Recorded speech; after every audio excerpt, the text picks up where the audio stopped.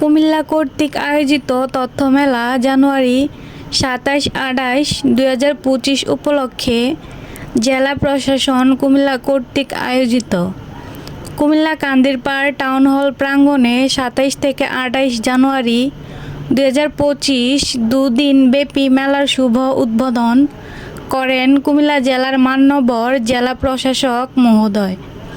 এছাড়াও উপস্থিতি ছিলেন কুমিল্লা জেলার পুলিশ সুপার মহোদয়।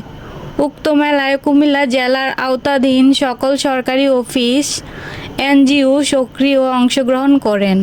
সেই সাথে জেলা মৎস্য দপ্তর কুমিল্লা এর সেবা কার্যক্রম বাস্তবায়নের অংশ হিসেবে মৎস্য ও প্রাণী সম্পদ তথ্য দপ্তর আঞ্চলিক অফিস কুমিল্লা থেকে মাছ চাষ সম্পর্কিত 20 ধরনের লিফলেট ও ফিস্টুন উপস্থাপন করা হয়।